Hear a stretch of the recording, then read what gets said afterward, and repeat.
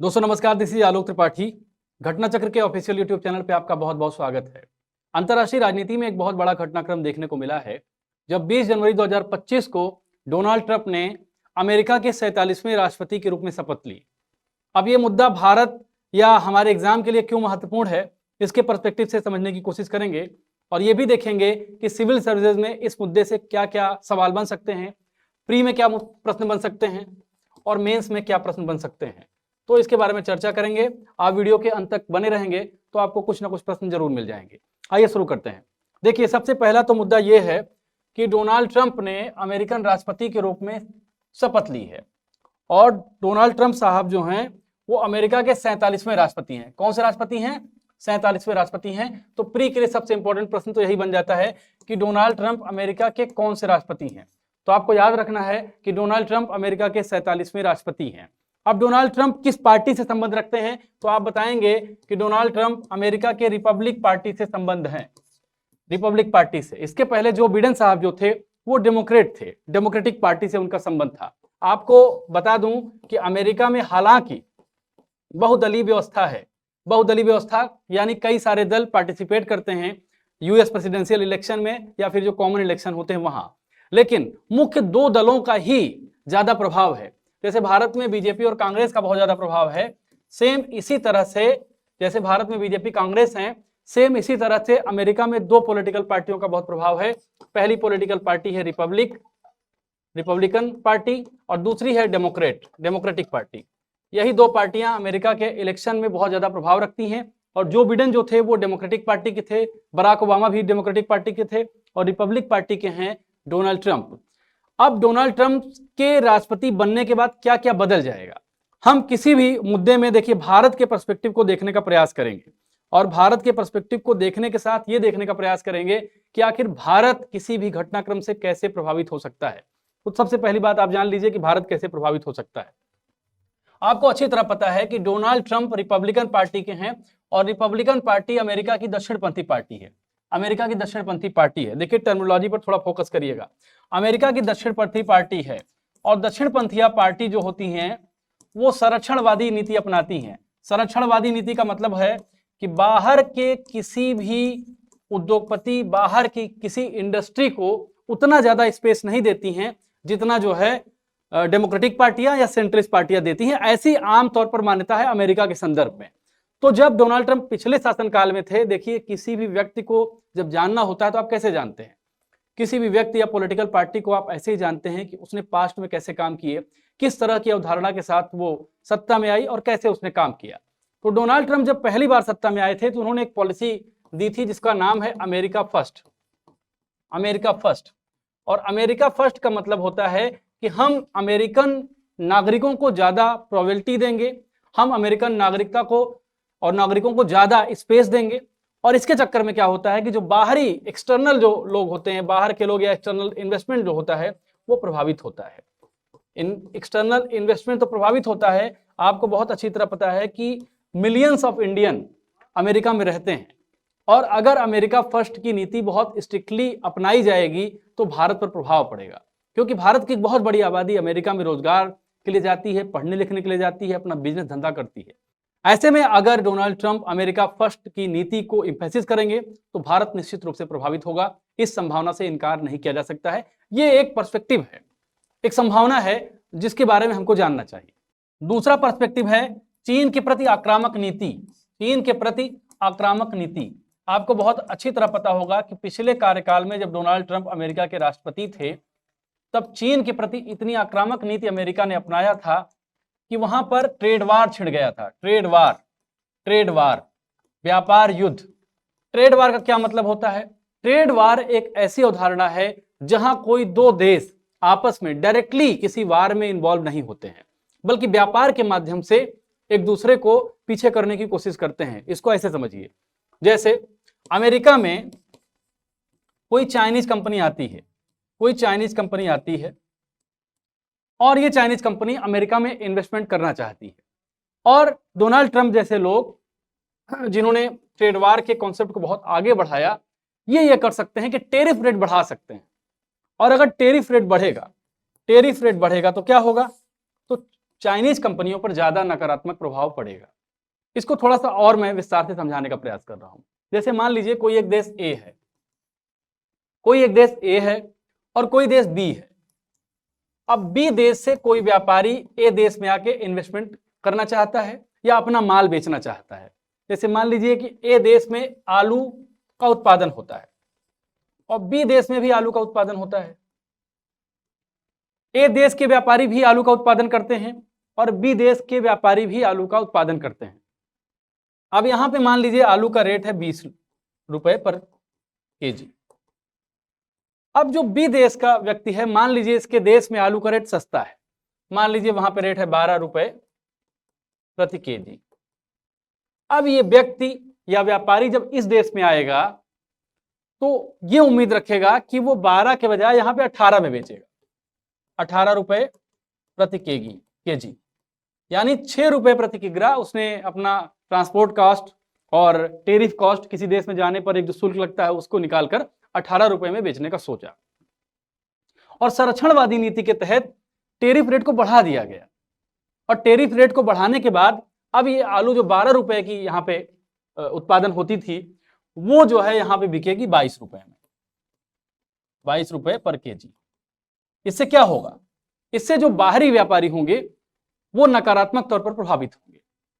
यही एक तरह का संरक्षणवाद है और यही संरक्षणवाद कई बार व्यापार युद्ध को जन्म देता है, जो ट्रेड वार 2019-2018 से शुरू हुआ और कई साल तक अमेरिका और चीन के बीच चला और इस चक्कर में पूरी दुनिया, पूरा वैश्विक वर्ल्ड प्रभावित होता रहा। और आपको पता है कि आज जो है ग्लोबलाइजेशन का दौर है और वैश्वीकरण के दौर में जब भी वैश्वीकरण का दौर होता है उसमें केवल 2 देश प्रभावित नहीं होते हैं। आपको पता है कि भैया अमेरिका के बाजार में अगर कोई शेयर दाएं बाएं हुआ, ऊपर नीचे हुआ तो पूरी दुनिया प्रभावित होती है और भारत में अगर हुआ तब भी पूरी दुनिया प्रभावित होती है। हम ग्लोबल विलेज में रह रहे हैं, ग्लोबल विलेज यानी कोई भी घटना पूरी दुनिया को प्रभावित कर सकती है। ऐसे में अगर 2 महाशक्तियों के बीच व्यापार युद्ध होगा तो पूरी दुनिया निश्चित तौर पर प्रभावित होगी। ऐसे में ट्रंप की आमद, ट्रंप का चीन के प्रति बहुत आक्रामक रवैया पूरी दुनिया को ट्रेड वार में ढकेल सकता है। एक संभावना है, मैं एक संभावना की बात कर रहा हूं, जो ट्रंप की पॉलिसी है उसकी बात कर रहा हूं। अब तीसरी बात करेंगे और तीसरी बात जो बहुत महत्वपूर्ण बात है वो बात क्या है? देखिए आज की जो दुनिया है आपको बहुत अच्छी तरह पता है, we are living in 21st century और 21st सेंचुरी जो ये सदी है, इस सदी में एक बहुत बड़ा चैलेंज है ग्लोबल वार्मिंग का। अगर इसको हिंदी में कहें तो इसको कहेंगे वैश्विक तापन जिसमें लगातार तापमान, औसत तापमान पृथ्वी का बढ़ रहा है और सारे देश इस बात पे सहमत हैं कि अगर इस बढ़ते तापमान को हमने काबू नहीं पाया तो पूरी ह्यूमैनिटी संकट में पड़ जाएगी। तब भैया समुद्र लगातार बढ़ते जाएंगे, ग्लेशियर लगातार पिघलते जाएंगे और मानव सभ्यता संकट में आ जाएगी। डाउन टू अर्थ की एक रिपोर्ट बताती है कि 2017 से लेकर 2024 के बीच कई जो छोटे छोटे देश हैं, जो आइलैंड्स हैं, वो बहुत बुरी तरह अफेक्ट हो रहे हैं और संभावना है कि 2050 तक उनका 60% हिस्सा डूब जाएगा।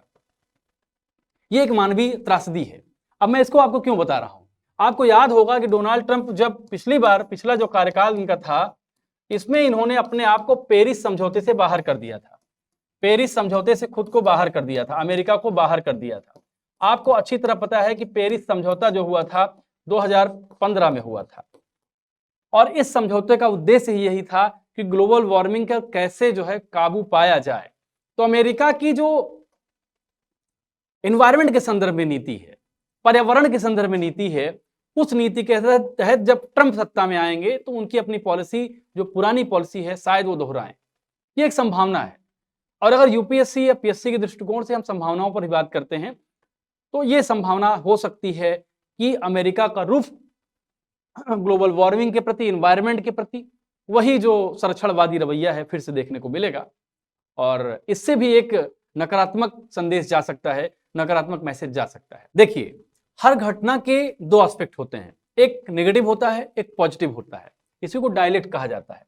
अगर भारत के प्रति कुछ नकारात्मक रवैये की मैंने बात की, पूरी दुनिया के प्रति नकारात्मक रवैये की बात की, तो कुछ सकारात्मक रवैया भी है। कुछ सकारात्मक दृष्टिकोण भी है। वो क्या है? आपको बहुत अच्छी तरह पता है कि भारत, इंडिया जो है और चाइना, इनका जो स्ट्रगल है, इनका जो संघर्ष है, ये प्राचीन संघर्ष है, सभ्यताओं का संघर्ष है। और वर्तमान दौर में दोनों देश बहुत तेजी से बढ़ती अर्थव्यवस्थाएं हैं।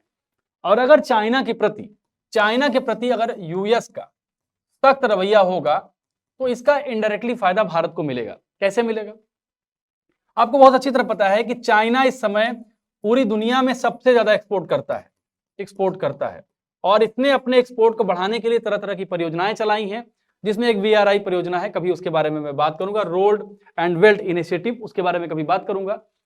लेकिन अगर चाइना और अमेरिका के बीच संबंध खराब होते हैं, अगर चीन और अमेरिका के बीच संबंध बुरे दौर में जाते हैं, तो उसका फायदा भारत को मिलेगा।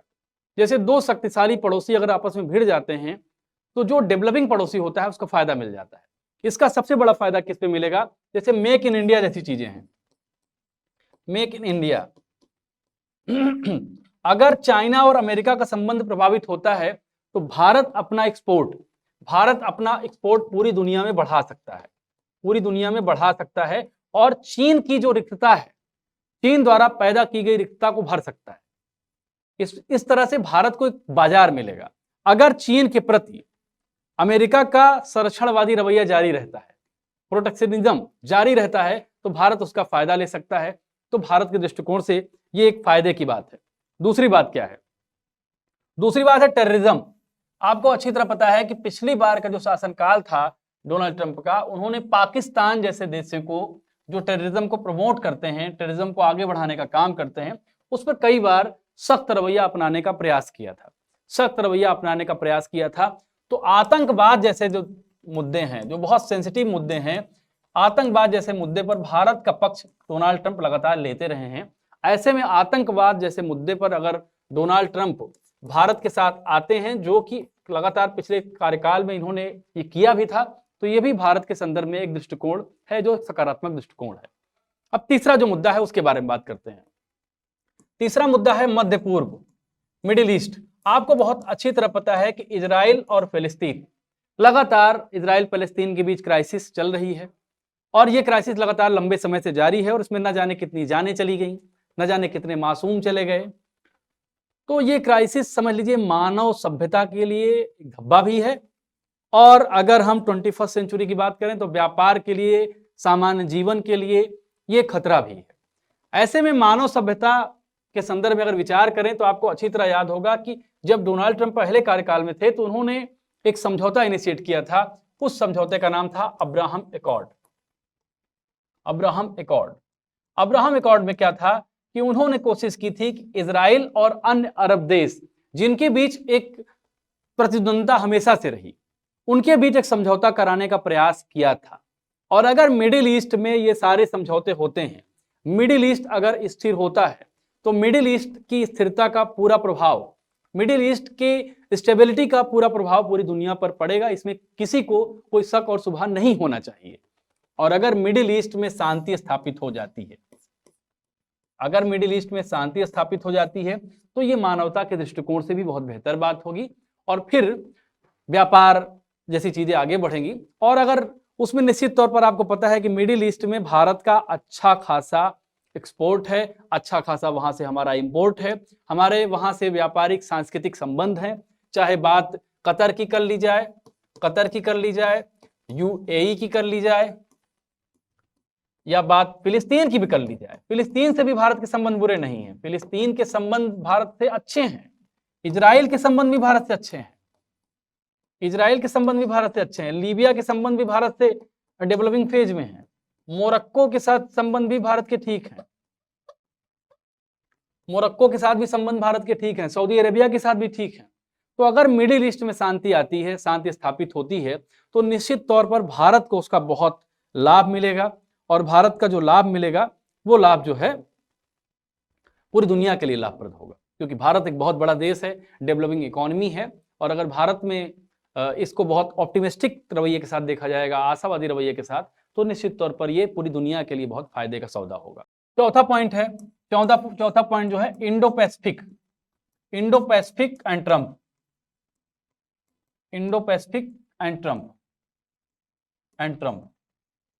देखिए, आपको बहुत अच्छी तरह पता है कि इंडो पैसिफिक हिंद प्रशांत महासागर एक ऐसा क्षेत्र है जहां से दुनिया का बहुत बड़ा व्यापार होता है और इस क्षेत्र में शांति स्थापना शांति स्थापना और शांति स्थापना के साथ world based rule based order, नियम आधारित विश्व व्यवस्था, दो उद्देश्यों को लेते हुए नियम आधारित व्यवस्था, दो उद्देश्यों को लेते हुए एक संघ की स्थापना की गई थी, एक इनफॉर्मल ऑर्गेनाइजेशन की स्थापना की गई थी जिसको क्वाड कहा गया।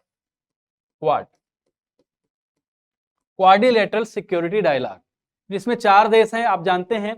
इन 4 देशों में इंडिया, जापान, ऑस्ट्रेलिया और स्वयं अमेरिका, ये 4 देश शामिल हैं। और क्वाड के दृष्टिकोण में हमेशा से डोनाल्ड ट्रंप का भारत के प्रति एक सकारात्मक रवैया है।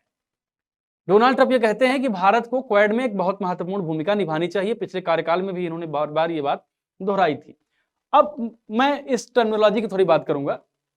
लेकिन नियम आधारित विश्व व्यवस्था का मतलब क्या है?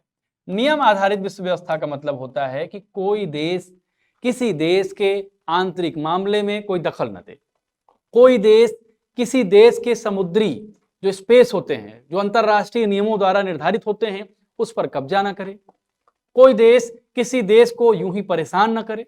ये सिंपल जो है वर्ल्ड बेस्ड ऑर्डर होते हैं, रूल बेस्ड ऑर्डर होते हैं। तो नियम आधारित विश्व व्यवस्था और हिंद प्रशांत महासागर क्षेत्र को मुक्त करने के लिए फ्री इंडो पैसिफिक जोन, एक शब्द आया था न्यूयॉर्क टाइम्स में, ये शब्द सबसे पहली बार इस्तेमाल हुआ था और इस शब्द को कहा गया free Indo Pacific zone, free Indo Pacific zone. इसका मतलब था कि हिंद प्रशांत जो क्षेत्र है वहां से व्यापार फ्री हो। फ्री का मतलब कोई भी देश किसी देश पर किसी दूसरे देश का प्रभाव ना हो। और आपको पता है कि चाइना इस क्षेत्र में लगातार अपने प्रभाव को जमाने का प्रयास करता है। चाइना लगातार यहाँ पे जो छोटे छोटे देश हैं, जो आइलैंड्स हैं, उनको दबाने का प्रयास करता है। ऐसे में क्वाड के संदर्भ में अगर डोनाल्ड ट्रंप का दृष्टिकोण भारत के पक्ष में रहता है तो ये भी एक बहुत सकारात्मक बात होगी। अब एक बात और कर लेते हैं और फिर जो है कंक्लूजन की ओर हम लोग चलेंगे। वो बात क्या है? वो बात है रूस का मामला।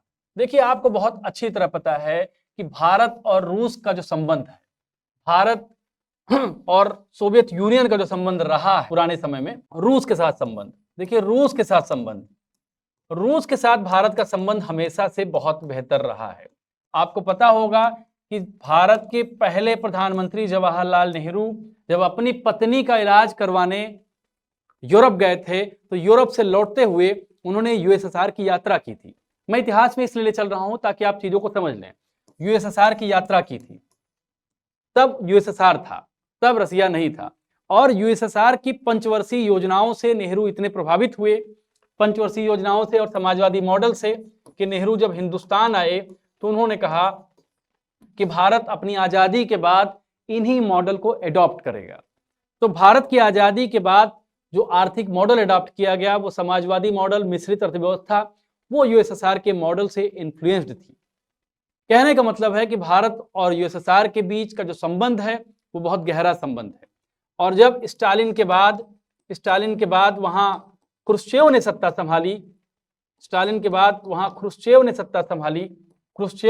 संभाली, तो क्रुश्चेव के शासनकाल में भी भारत और यूएसएसआर के बीच संबंध बहुत बेहतर आगे बढ़े। आपको पता है कि यूएसएसआर की जो आइडियोलॉजी थी वो कम्युनिस्ट आइडियोलॉजी थी और यूएसएसआर और चीन स्वाभाविक मित्र थे क्योंकि दोनों की आइडियोलॉजी कम्युनिस्ट थी। लेकिन जब 1962 में भारत और चीन के बीच वार हुआ, तब भी यूएसएसआर खुलकर चीन के पक्ष में खड़ा नहीं हुआ और ये भारत की बहुत बड़ी सफलता मानी जा सकती है।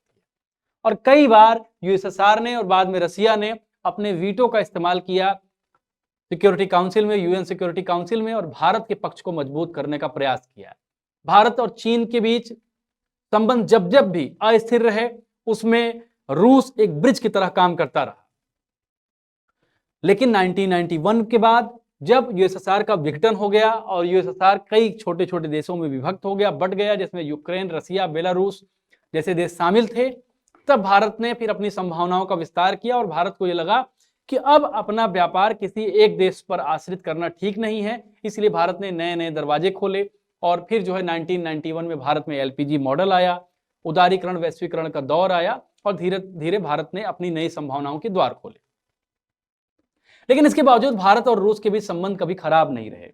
आपको बहुत अच्छी तरह पता है कि भारत और रूस के बीच अच्छा खासा व्यापार होता है, रक्षा व्यापार होता है, और रक्षा व्यापार जिसमें S-400 है, ब्रह्मोस मिसाइल है, इस तरह की चीजें होती हैं। अब आपको लग रहा होगा कि मैं इस टॉपिक में भारत और रूस के बारे में चर्चा क्यों कर रहा हूं। आपकी बात भी सोचने योग्य है, लेकिन मैं आपको बता देता हूं कि रूस के प्रति डोनाल्ड ट्रंप का दृष्टिकोण नरम रहता है। पिछले कार्यकाल में भी आपने देखा होगा कि रूस के प्रति डोनाल्ड ट्रंप का दृष्टिकोण नरम रहता है, और अगर रूस के प्रति डोनाल्ड ट्रंप का दृष्टिकोण नरम रहता है तो इसका फायदा निश्चित तौर पर भारत को मिलने जा रहा है और मिलेगा ही। और अंतरराष्ट्रीय राजनीति में जो सबसे ज्यादा मायने रखने वाली बात होती है वो केवल और क्या होती है, वो केवल और केवल नेशनल इंटरेस्ट होती है, यानी राष्ट्रीय हित होती है। और अगर अमेरिका और रसिया के बीच संबंध बेहतर दिशा में आगे बढ़ते हैं तो उससे अगर सबसे ज्यादा फायदा किसी देश का होगा तो वो अपने देश का होगा, हिंदुस्तान का होगा, भारत का होगा। अब हम बात करेंगे कंक्लूजन की। देखिए, डोनाल्ड ट्रंप की वापसी, डोनाल्ड ट्रंप एक रिपब्लिकन है। अब कंक्लूजन के पॉइंट में ये देख लेंगे। देखिए, एक चीज आप समझ लीजिए कि दुनिया का कोई भी रिजीम बदल जाए, दुनिया की कोई भी सत्ता बदल जाए, लेकिन उस देश का राष्ट्रहित नहीं बदलता है, उसकी अपनी कोर आइडियोलॉजी, कोर पॉलिसी नहीं बदलती, फॉरेन पॉलिसी नहीं बदलती है। विदेश नीति लगभग सेम होती है, थोड़े बहुत चेंज के साथ। इसलिए भारत के दृष्टिकोण में अगर देखेंगे तो भारत के दृष्टिकोण में अगर अमेरिका की विदेश नीति थोड़ा सा भी फ्लेक्सिबल होती है तो भारत को उसका फायदा मिलेगा। अब दोनों देशों को रक्षा के क्षेत्र में, मानवाधिकार के क्षेत्र में, डेमोक्रेसी के अलग अलग पॉइंट्स के क्षेत्र में, एजुकेशन के क्षेत्र में, क्लाइमेट के क्षेत्र में, एनवायरमेंट के क्षेत्र में आगे बढ़ने का प्रयास करना चाहिए। और अगर भारत और अमेरिका के बीच संबंध और बेहतर होंगे, प्रगाढ़ होंगे, तो इसमें इस बात की कोई शक शुबा नहीं रहेगी कि आगे आने वाला जो समय होगा वो मानव सभ्यता के लिए, पूरी दुनिया के लिए बेहतर होगा। तो अब आपने क्या सीखा, आपने प्री से रिलेटेड क्या सीखा, आपने मेन से रिलेटेड क्या सीखा, आप कमेंट करके जरूर बताएं। और अगर आपको ये वीडियो श्रृंखला अच्छी लगी हो तो आप जो है कमेंट जरूर करिएगा, चैनल को सब्सक्राइब कर लीजिएगा। और हाँ, हमारी टेस्ट सीरीज है मेंस के लिए, यूपीपीसीएस मेंस के लिए हमारी टेस्ट सीरीज है यूपीपीसीएस मेंस सायास। इस टेस्ट सीरीज को आप जरूर ज्वाइन करें और ज्वाइन करने के बाद अपनी सफलता को सुनिश्चित करने का प्रयास करें। फिलहाल इतना ही, बाइंड अप करेंगे वीडियो को। नमस्कार।